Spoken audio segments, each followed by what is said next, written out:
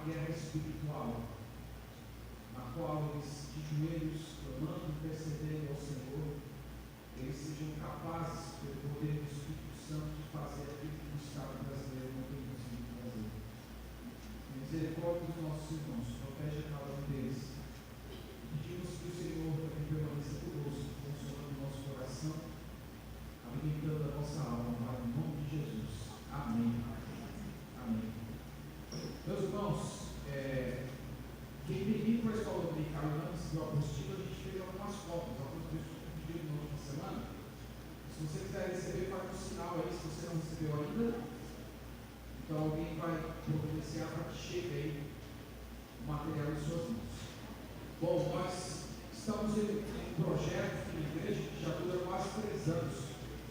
É um projeto de passar pelas principais doutrinas bíblicas. E nós, depois de quase 3 anos, nós estamos chegando na última doutrina, a doutrina das últimas coisas, a escatologia. Nós começamos na semana passada a falar um pouco sobre os julgamentos dos incrédulos. Nós falamos nas últimas 2 semanas a respeito do julgamento dos cristãos, do tribunal de Cristo. E nós começamos na semana passada a falar sobre essa época de julgamentos, que é chamado de tribulação. Uma coisa que é importante é que os irmãos precisam entender que os julgamentos de Deus, o julgamento de Deus é tanto um ato como um processo. Então nós temos um julgamento que começa no período chamado tribulação, que o Apocalipse descreve ele com bastante detalhes, e a gente vai tentar passar por eles. Então esse julgamento é um julgamento processual, ele vai acontecendo de diversas maneiras. Deus envia trovões, o sol começa a esfriar, sinais acontecendo no céu. Então esse julgamento ele se desenrola durante um tempo, mas esse julgamento ele também será um ato. Lá em Apocalipse capítulo 20, nós temos um trono sendo instaurado, e ali a Bíblia diz que Deus vai ressuscitar todas as pessoas que morreram, e essas pessoas vão comparecer diante de Deus para receber a sentença por aquilo que fizeram e viveram nesse mundo, por terem rejeitado Cristo, seu Evangelho. Então, quando nós falamos do julgamento de Deus, entenda isso: o julgamento de Deus acontece num único ato, Apocalipse capítulo 20, mas o julgamento de Deus, ele também é um processo, é muito amplo. Irmãos, nós poderíamos ter muitas mensagens só para falar a respeito do julgamento de Deus. Pensa, por exemplo, em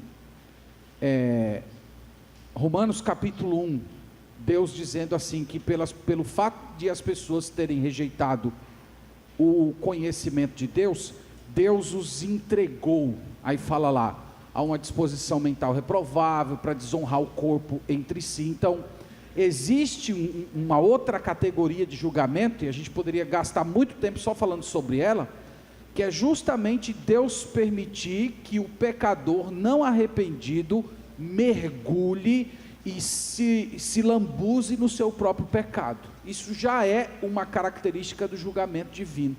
É Deus não intervir, é uma pessoa estar tão determinada a pecar e a se sujar e a se destruir no seu pecado, em que Deus simplesmente se afasta e ele deixa, quer viver isso, quer experimentar isso, então peque à vontade, se destrua através do seu próprio pecado. Isso é um tipo de julgamento.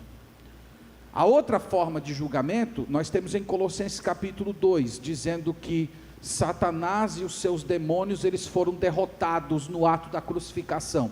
Ali nós temos a primeira pancada que o inimigo recebe do seu julgamento, mas o julgamento do inimigo só vai ser consumado no final de tudo.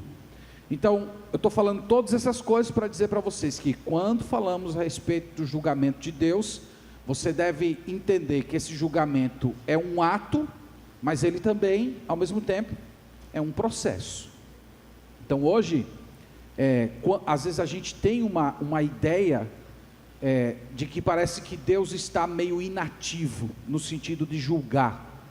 Você vê pessoas pecando e fazendo coisas terríveis, e às vezes a gente fica com aquela pergunta incômoda: Onde é que está Deus? O que é que Deus está fazendo? Aí você olha para Romanos capítulo 1 e diz lá que pelo fato deles terem se negado a conhecer a Deus, Deus os entregou, e isso é um julgamento. Mas aqui em Apocalipse, nós estamos falando sobre o julgamento dos incrédulos, que vai acontecer durante o período da tribulação, que está no livro de Apocalipse. Nós já vimos até agora os nomes da tribulação. Número 1, nós vimos aí que a Bíblia chama de tempo de angústia para Jacó. Nós vimos que a Bíblia também chama de grande tribulação, e a Bíblia também chama de grande ira. São termos que a Bíblia usa para se referir a esse período, e esses termos eu disse para vocês que eles trazem a ideia de um período singular. Nunca aconteceu na história da humanidade o que vai acontecer durante essa época. É um julgamento singular. Nós falamos também, número 2, a respeito dos propósitos, quais são os objetivos da tribulação. Nós falamos que primeiro, provar o mundo inteiro. Apocalipse 3:10 fala isso, da provação que vai testar o mundo inteiro. E em segundo lugar, nós gastamos um bom tempo falando sobre essa questão da preparação de Israel para receber o Messias. Nós também falamos o número 3, não foi isso? A duração da tribulação, quanto tempo ela vai durar? De acordo com Daniel 9, vai durar uma semana, só que uma semana ali é uma semana de anos, são 7 anos de tribulação, e o próprio Daniel fala que esse período de uma semana é dividido em 2 partes, onde nós temos na primeira parte a aliança que o anticristo faz com Israel e depois quebra, e depois nós temos a aliança quebrada até a chegada do Senhor Jesus Cristo. Então é parte de uma profecia que nós estamos aguardando cumprir. Bom, hoje nós vamos começar essa parte aí que tem o número 4, o desenvolvimento da tribulação. Então nós vamos tratar dessa questão hoje, e nós vamos falar sobre um personagem que é muito retratado tanto no Antigo como no Novo Testamento, o anticristo. Quem é essa pessoa? Qual é a sua agenda? E qual vai ser, e que tipo de caráter ele tem? E que tipo de obra ele vai desempenhar durante o período da tribulação? Primeiro nós vamos começar com os nomes que a Bíblia usa para descrevê-lo. Vocês vão ver que os nomes que a Bíblia usa para descrevê-lo já mostram muito do tipo de pessoa que ele será. Então vamos em 1 João capítulo 2, verso 18, e nós vamos ver o primeiro nome que a Bíblia usa para se referir a essa pessoa. 1 João capítulo 2, verso 18.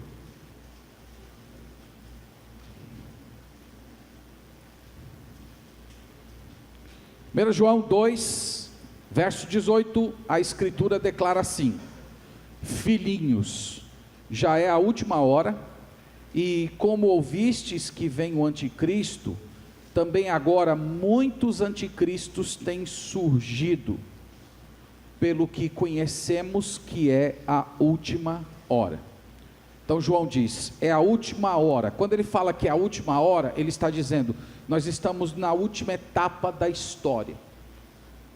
Esse mundo, como nós conhecemos, marcado pelo pecado, pela ação do mal, pelo desprezo de Deus, esse mundo está no seu último momento, é a última etapa, a última dispensação. O próximo momento que nós estamos aguardando na história é um momento que vai haver uma grande transformação aqui nesse mundo, é o que ele está dizendo. E ele fala que, ele diz assim, e vocês ouviram a respeito do anticristo. Então aqui nós temos um termo utilizado para se referir a esse ser que vai aparecer na tribulação, anticristo. Como eu disse para vocês, esse nome, ele traz já muita informação a respeito dessa pessoa. Ele é contra Cristo, ele está em oposição a Cristo, ele tenta se apresentar como uma outra opção de Cristo. Nós vamos ver isso em Apocalipse. Ele se apresenta como alguém que faz milagres, ele se apresenta como alguém que teve uma ferida mortal, e essa ferida mortal foi curada. Ele é alguém que exige adoração, ele é alguém que faz milagres. Então essa pessoa se apresenta como sendo uma outra opção de Cristo, uma outra opção de Senhor, uma outra opção de Messias, de Salvador. Então esse é o termo. Ele diz: o anticristo surgirá. E João acrescenta aqui no verso 18 que muitos anticristos têm surgido.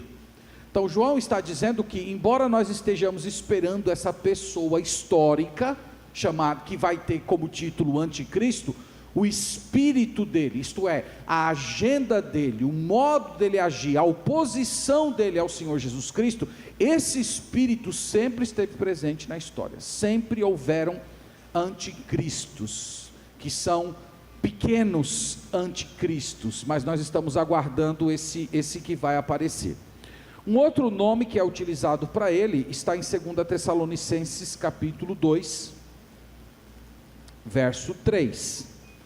Novamente, irmãos, esses nomes, eles não foram escritos à toa, mas esses nomes, eles servem para denotar o tipo de caráter que esse ser tem. 2 Tessalonicenses, capítulo 2, verso 3.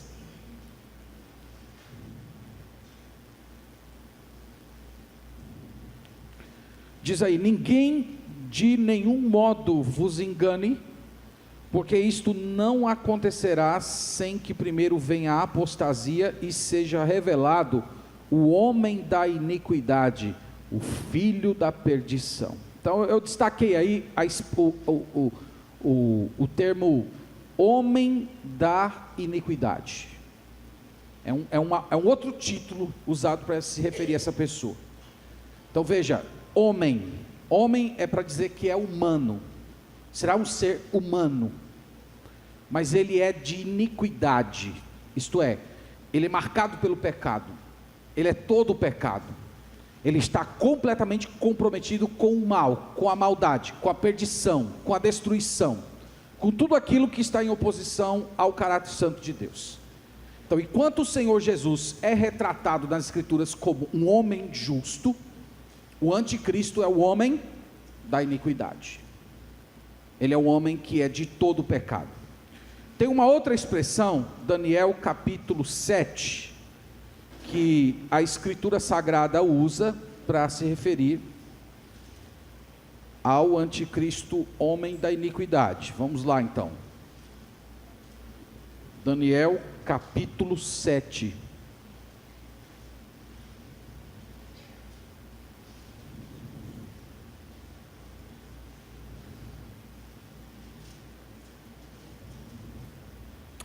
Daniel capítulo 7, verso 8.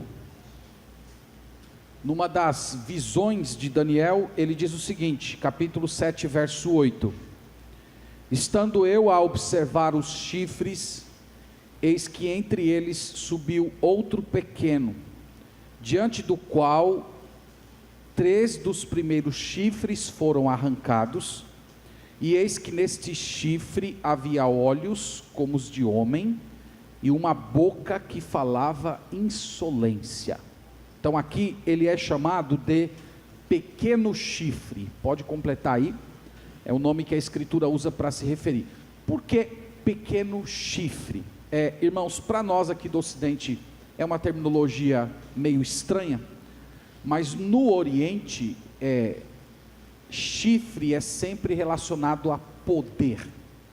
De vez em quando você assiste aqueles filmes antigos, que normalmente o líder da tribo, o rei, ele usa um capacete com um chifre enorme. Então aquilo é para denotar o poder, a autoridade, a força.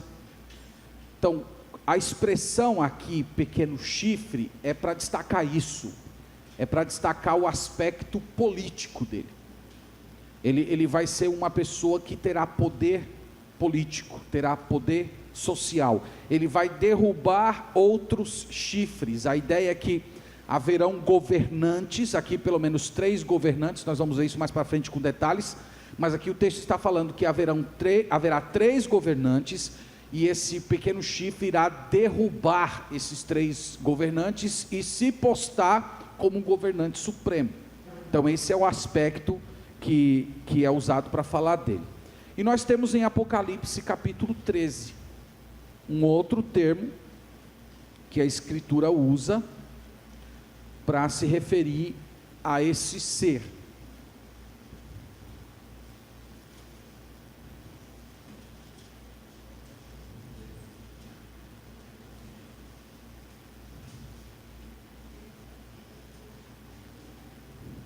Apocalipse 13,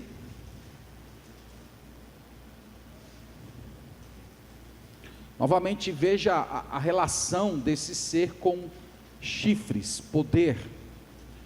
Vi emergir do mar uma besta que tinha 10 chifres e 7 cabeças, e sobre os chifres 10 diademas, e sobre as cabeças nomes de blasfêmia.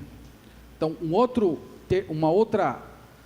título que a Bíblia usa para se referir a esse ser é besta do mar. Essa palavra besta aqui literalmente é monstro. E aqui, irmãos, é para falar, essa terminologia é para falar de um animal violento, de um animal truculento, de um animal que não é domesticado.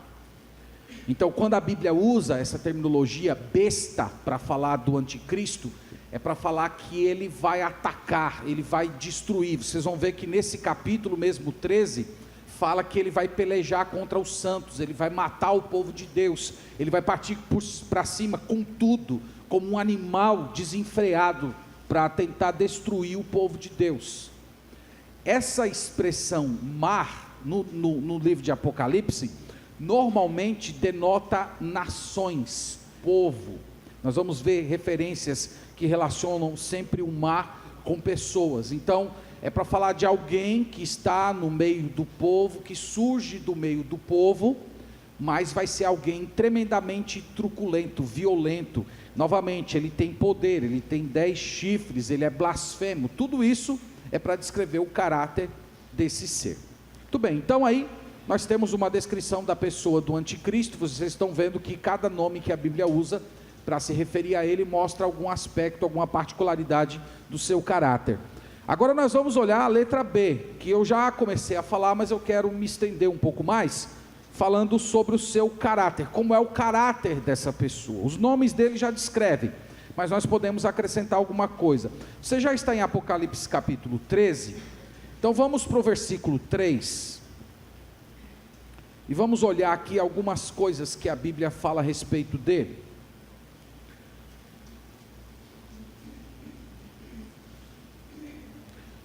Versículo 3 diz assim: então vi uma de suas cabeças como golpeada de morte, mas essa ferida mortal foi curada, e toda a terra se maravilhou seguindo a besta.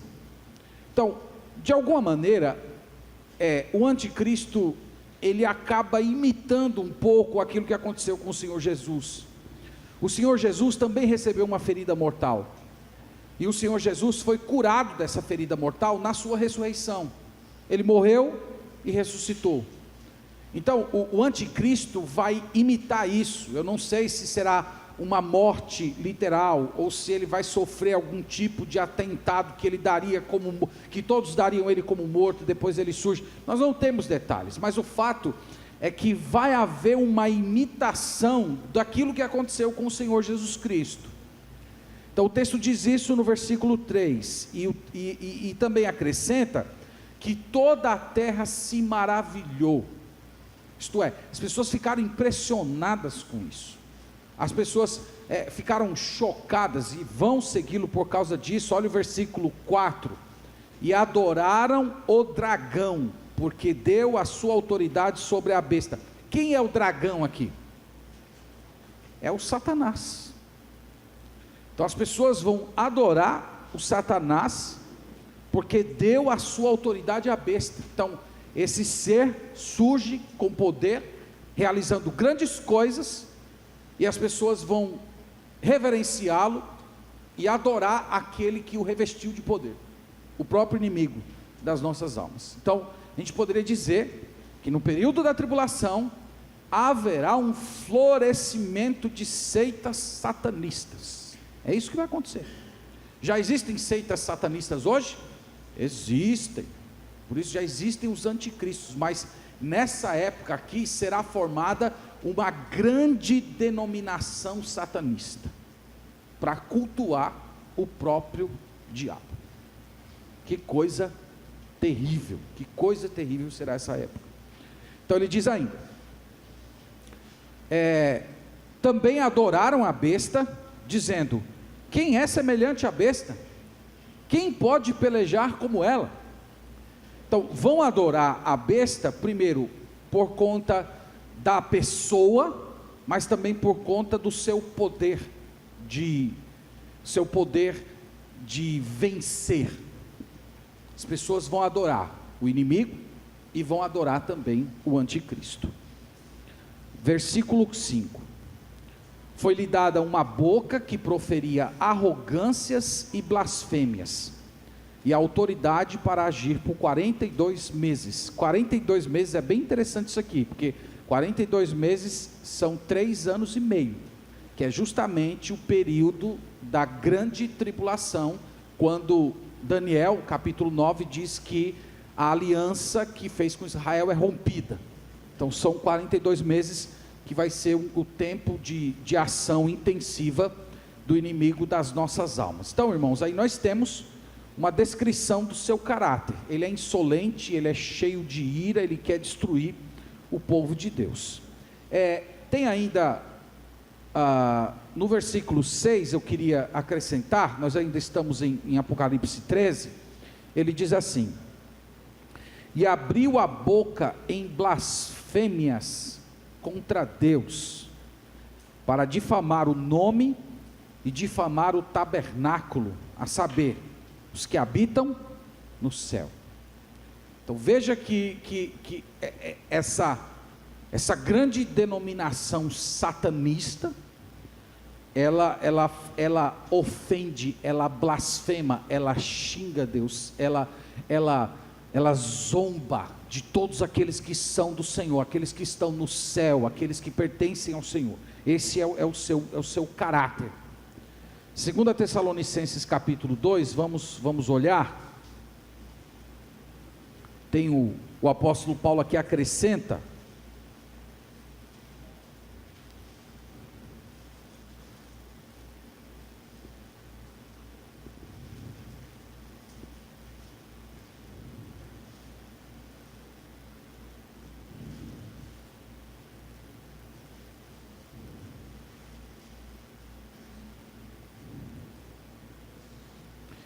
a gente já leu aqui, mas eu quero só ler mais uma vez para vocês pegarem um fio do que ele está falando.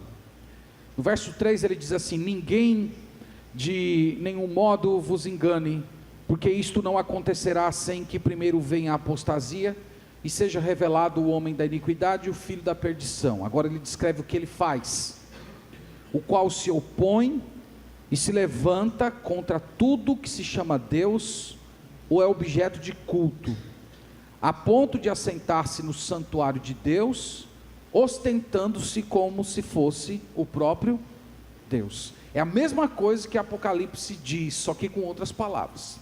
Então ele se levanta primeiro contra tudo aquilo que se chama Deus, então contra a adoração verdadeira, contra o Deus verdadeiro, contra o povo de Deus, ele se levanta, ele é opositor, e ao mesmo tempo, ele quer tomar o lugar do Senhor. Se assentar no santuário é colocar-se na posição de Deus. Lembra que o santuário é utilizado como sendo uma referência ao templo do povo de Israel. Então lembra que a presença de Deus ficava no santuário. O santuário é o lugar da presença de Deus. Então ele vai lá e se coloca naquele lugar como se fosse o próprio Deus, digno de toda a adoração. Então aqui nós temos uma descrição do caráter dele. Agora vamos para Daniel capítulo 11, ainda temos mais algumas coisas que o Antigo Testamento coloca. Alguém disse uma vez que o livro de Daniel é o Apocalipse do Antigo Testamento. Daniel 11,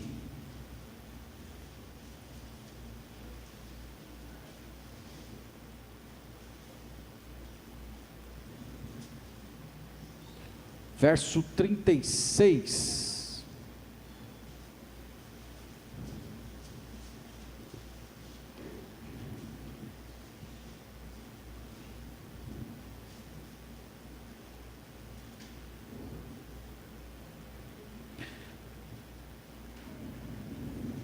Daniel 11, verso 36 afirma assim: este rei fará segundo a sua vontade, se levantará e se engrandecerá sobre todo Deus, contra o Deus dos deuses falará coisas incríveis. Estão vendo que é a mesma coisa que a gente já vem lendo no Novo Testamento. Será próspero até que se cumpra a indignação, porque aquilo que está determinado será feito.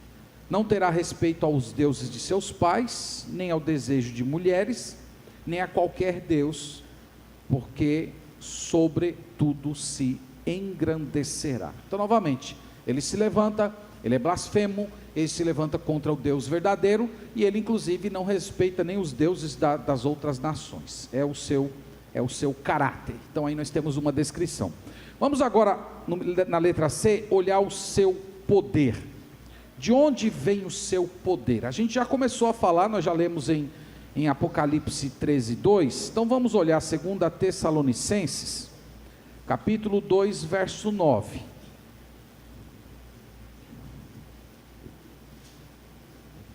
Nós vimos lá em Apocalipse 13, que ele recebe poder do dragão, e as pessoas vão adorar o dragão, por ter concedido poder a ele.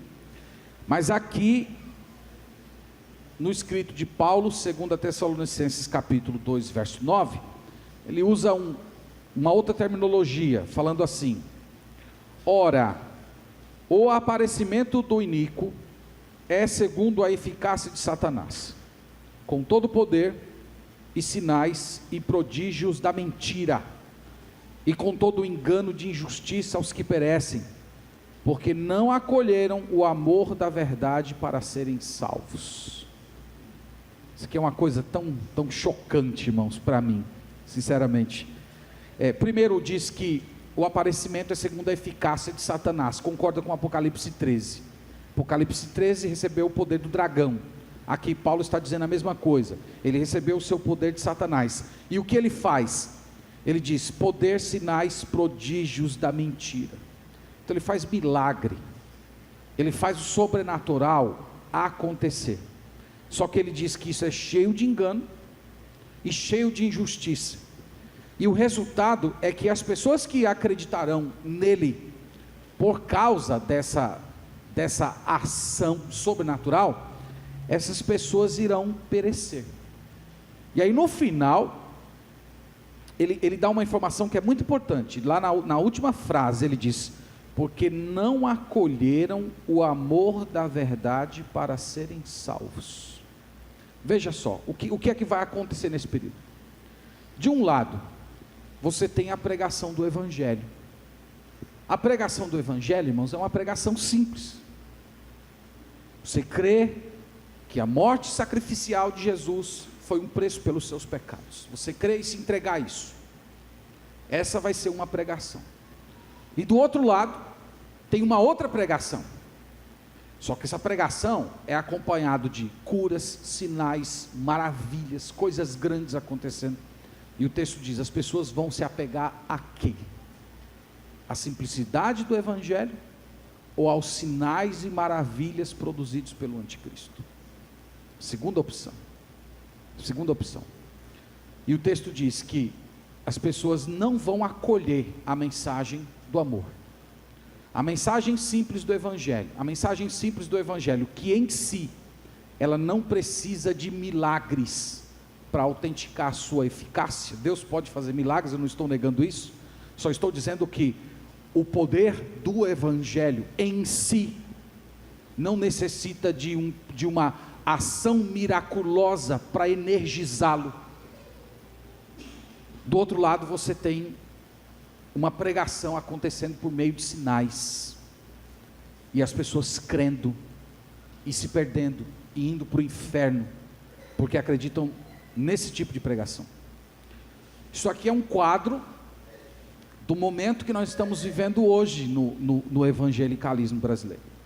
Como eu disse para vocês, o anticristo vai vir no futuro, mas o seu espírito já está operando hoje, e o espírito dele se revela nesse tipo de caráter: milagres, poderes, coisas sobrenaturais acontecendo, só que uma pregação mentirosa, uma pregação que não é a pregação evangélica, a pregação do evangelho, a pregação das escrituras. E o que as pessoas estão fazendo? As pessoas estão deixando de acolher a mensagem simples do amor para se apegar a essas coisas. O resultado é perdição, condenação, porque elas não estão acolhendo ao evangelho. Isso já está acontecendo hoje, mas isso aqui vai acontecer em proporções mundiais, na época da tribulação. Então Deus continua salvando, através de uma mensagem bem simples, que até uma criança pode compreender, mas a tarefa do inimigo é sempre fazer uma coisa muito grandiosa, que impressione os olhos, e as pessoas continuam se curvando diante disso. Pois bem, então está aí, a manifestação, milagres, nós já falamos sobre isso, e o efeito automaticamente será o engano, o mundo inteiro se perdendo, sendo condenado por causa dessa mensagem. Nós já comentamos isso também. Bom, irmãos, na letra D, eu coloquei para vocês que o anticristo, ele tem um companheiro. Então vamos lá para Apocalipse capítulo 13, e vamos olhar quem é o companheiro do anticristo.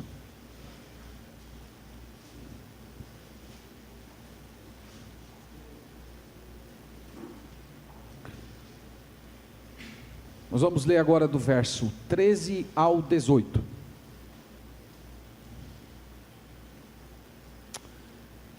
Apocalipse 13, verso 11. Vi ainda outra besta emergir da terra, possuía 2 chifres, parecendo cordeiro, mas falava como dragão. Vocês estão vendo isso? Parecendo cordeiro, fala como dragão. Novamente, se apresenta semelhante a Cristo, mas as palavras são palavras diretas do inimigo. Exerce toda a autoridade da primeira besta na sua presença, faz com que a terra e os seus habitantes adorem a primeira besta, cuja ferida mortal foi curada. Também opera grandes sinais, de maneira que até fogo do céu faz descer a terra diante dos homens. Seduz os que habitam sobre a terra por causa dos sinais que lhe foi dado executar diante da besta, dizendo aos que habitam sobre a terra que façam uma imagem da besta, aquela que ferida a espada sobreviveu.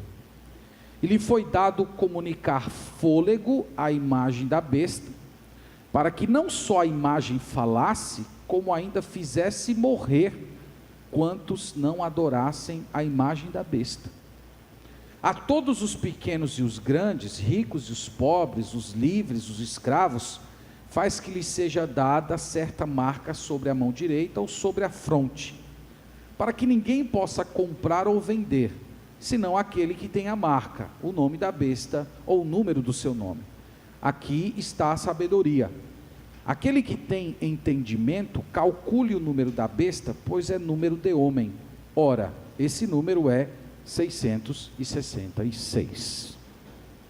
Irmãos, aqui nós temos o parceiro do anticristo, que é o falso profeta. Perceba que, do mesmo jeito que o nosso Deus é uma trindade, Pai, Filho e Espírito Santo, a operação do mal durante o período da tribulação também toma a forma de uma trindade: o dragão, o anticristo e o falso profeta.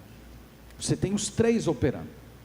Então é como se o anticristo, ele tivesse uma veia um pouco mais política, atuando como um governante, como um príncipe, como uma pessoa de muita autoridade, e o falso profeta, ele estivesse mais relacionado aos aspectos religiosos. Então veja que a atuação é uma atuação político-religiosa. Vocês sabem que os grandes impérios que se desenvolveram ao longo da história, eles sempre combinaram essas duas coisas, a política com a religião. E é o que está acontecendo aqui durante o período da tribulação. O texto diz que ele exerce autoridade, ele leva as pessoas a adorar o anticristo, ele opera milagres, e ele seduz as pessoas, dizendo que façam uma imagem da besta. Então as pessoas vão cultuar a besta. Aí tem um versículo, o versículo 15 aqui, definitivamente a gente não entende como é que isso aqui funciona. Tem vários escritores aí que acabam tentando criar coisas sobre isso. Diz, ele foi-lhe dado comunicar fôlego à imagem da besta, para que não só a imagem falasse, como ainda fizesse morrer quantos não adorassem a imagem da besta. Então parece que aquela imagem que as pessoas vão receber, aquela imagem possui algum tipo de poder espiritual, que comunica com as pessoas. Você consegue imaginar isso? Usa aí um pouco sua criatividade. É um negócio muito, muito macabro. As pessoas têm uma imagem do ser, e esse ser se comunica com você, né? Você imagina, você chega lá na sua casa, uma foto que tem lá na sua parede, começa a falar com você ia ficar aterrorizado. Vai acontecer durante esse período coisas desse tipo, né? Então ele ainda, a partir do verso 16, ele fala a respeito de uma marca. Vai haver uma marca que identificará aqueles que estão comprometidos com o programa da besta. Diz que vai ser ou na fronte ou na mão.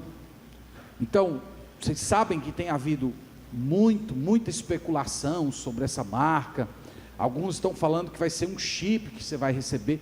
Nós não sabemos, irmãos, ao certo, né? Essas coisas acontecem, despertam a nossa curiosidade, mas a gente tem que tomar cuidado para a gente não afirmar assim com tanta veemência aquelas coisas que a Bíblia não deixa claro. O que a Bíblia deixa claro é que essas pessoas receberão uma marca, haverá algo nessas pessoas que as distingue, que será possível você reconhecer como sendo um ímpio, um adorador da besta, e que essas pessoas, elas vão ter a habilidade para comprar e vender. Isto é, aqueles que fazem parte do povo de Deus, eles não participarão mais da vida econômica durante a tribulação. Alguns estudantes de escatologia têm ventilado a ideia que nessa época é possível que os nossos irmãos tornem para um tipo de vida um pouco mais rural, em você plantar sua própria comida e tal, você providenciar aquele tipo de agricultura de subsistência, porque não haverá uma participação na economia durante esse tempo daqueles que são parte do povo de Deus. E aí ele desafia aqui a calcular o número da besta. Isso também tem sido assim objeto de muito misticismo hoje, né? As pessoas pegam lá o código de barra e aí fazem uma conta lá com aquele número, tanto de número, né, irmão? Acho que dar 666 é possível com aquele monte de número, mas as pessoas ficam procurando 666 na Coca-Cola, fica procurando 666 no código de barra. Então, às vezes, irmãos, é o que eu tenho falado para vocês aqui. A gente tem que tomar cuidado com essas coisas, porque às vezes isso acaba criando uma caricatura da profecia, e a profecia acaba perdendo a sua seriedade e relevância, que a gente vai vendo. Tanto, é mais ou menos aquela coisa assim de pintar o diabo de vermelho com um tridente e um caldeirão, que as pessoas vão se acostumando com aquela figura mítica, e no final estão até rindo e fazendo piada com aquilo, e isso meio que obscurece a mentalidade das pessoas para o tipo de inimigo terrível que a gente tem. Então é mais ou menos o que acontece aqui com o 666, as pessoas acabam falando tanta coisa e viram uma grande brincadeira. Então eu sempre sou a favor da gente dar um passo atrás, não ficar especulando demais e aguardar o cumprimento da profecia, se bem que nós não estaremos aqui, mas aqueles que estarão, eles verão claramente, saberão distinguir aqueles que são do Senhor daqueles que não são. Pois bem, eu vou parar aqui na letra E e vou dar 5 minutos para alguém que tiver alguma pergunta sobre esse tema, ou alguma dúvida, ou quiser fazer uma participação. Então vamos começar aqui, Gabriel, com a irmã Joanita. Tá? Testando. Levanta a mão, por favor, que eu não estou vendo. Tá aí, Gabriel, sua esquerda. Irmã Joanita, ali. Aqui. Pastor, o senhor falou que as pessoas vão adorar o Satanás, né? Mas assim, elas vão adorar o Satanás conscientes de que estão adorando a Satanás ou pensando que estão adorando a Deus, ou através do engano? Porque como está tendo muita pregação estranha, essas misturas aí de um pouco de evangelho, um monte de não evangelho, será que elas não vão adorar, achando que estão adorando a Deus pela operação desses milagres e tudo? Uma pergunta muito boa, irmã. Irmã, o que eu percebo pela descrição do texto sagrado é que acontecerá as duas coisas.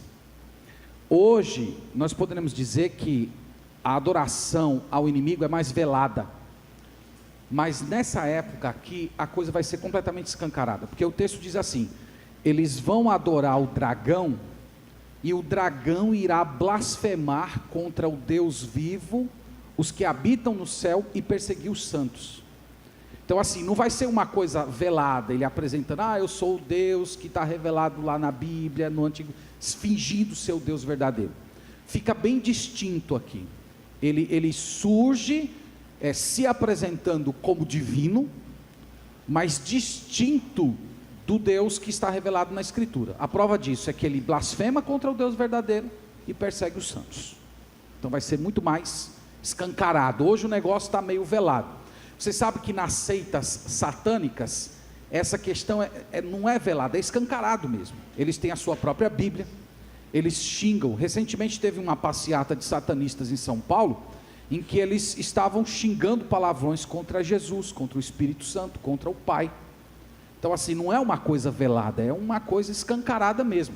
E na época da tribulação isso toma proporções mundiais. Pois bem, vamos lá, a irmã Gabriela, depois o Gabriel. Aqui, ó. Pastor, se nesse texto fala que aqueles que vão receber ou não vão receber a marca da besta, os que receberem não serão salvos, e os que não receberem serão salvos, e os que receberem serão salvos, significa que essas pessoas que ficaram, não foram arrebatadas, elas terão uma segunda chance de salvação, ou essas pessoas seriam especificamente os judeus, como algumas pessoas falam que após o arrebatamento só os judeus teriam a chance de serem salvos? Ok, muito boa pergunta. Então, irmã, primeira coisa assim, haverá salvação durante a tribulação, e não será uma salvação restrita só aos judeus. Lembra lá de Apocalipse 6 e 7, que ele fala assim: eu vi uma multidão de todas as línguas, povos. E aí João pergunta, de onde eles vieram? Eles vieram da grande tribulação. Então há um exército de mártires durante a tribulação, que não é só de judeu, há de pessoas de todas as nações que se converteram a Jesus naquele período, e que vão pagar com a própria vida. Então lembra que o arrebatamento, ele encerra a era da igreja, a igreja está com Cristo no céu, mas haverá conversões de pessoas ao Senhor Jesus durante o arrebatamento. Haverá o ministério das duas testemunhas, que a Bíblia fala, e eu acredito também, tem muitos escritores de escatologia que acreditam também que a igreja vai deixar um legado. Então imagina um legado de pregação do Evangelho, um legado de Bíblias, um legado de pregação no YouTube, se lá existir YouTube ainda até lá, né? A igreja vai deixar um legado, do qual as pessoas vão poder se apropriar, conhecer o Evangelho do Senhor Jesus e crer. Então essas pessoas, elas vão ser perseguidas, elas não vão receber a marca da besta, a maioria delas será perseguida, e outros tantos terão que fugir, como Jesus fala em Mateus capítulo 24, pessoas tendo que fugir, abandonar tudo que tem, e ir atrás de se refugiar, para não ser destruído pelo anticristo. Então é isso aí. Com o Gabriel aqui. Gabriel, passa o microfone para o Gabriel. Pastor, a gente aqui já está no capítulo 13 de Apocalipse, e antes do capítulo 13 tiveram os 7 selos e as 7 trombetas. Então, só depois de todos esses castigos que vai aparecer o anticristo e o falso profeta, ou não está em ordem cronológica os eventos de Apocalipse? Então, você precisa O anticristo, ele está atuando desde o início da tribulação. Só que Apocalipse capítulo 13, ele retrata a segunda parte da tribulação, que a Bíblia chama de grande tribulação. Ele aparece no início da tribulação fazendo uma aliança com Israel, mas esse caráter dele de destruidor, de oposição rasgada contra o Deus verdadeiro e o ataque contra os santos será só na última parte da tribulação, naqueles 42 meses, que é chamado de grande tribulação. Então, ele está durante toda a tribulação, só que na primeira parte, ele aparece mais como um bom governante, que vai resolver vários problemas, que vai favorecer Israel. Ele aparece assim, como se fosse um tipo de Messias, que Israel está aguardando hoje. Israel está aguardando um Messias libertador, salvador, que vai dar para eles liberdade política. Então, ele aparece como essa pessoa, mas na segunda parte da tribulação, ele se revela de fato como alguém completamente comprometido com o inimigo e pronto a perseguir e destruir o povo de Deus.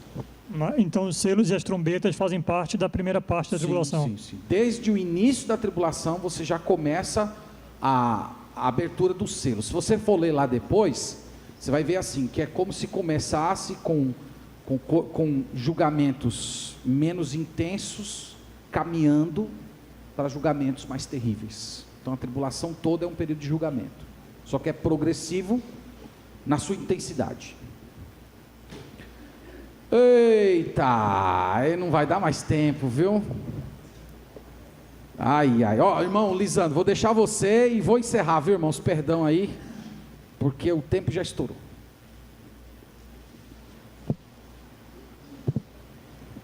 Pastor, uma dúvida aqui no capítulo 13, fala que essa marca é um marco, né? Ela vai dividir aquelas pessoas do anticristo e aquelas que não têm, que são cristãs. E uma vez que elas têm a marca, elas jamais podem não mais ser salvas, certo?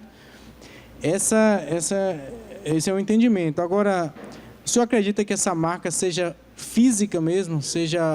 As pessoas especulam que é um chip, ou alguns entendem que seja física.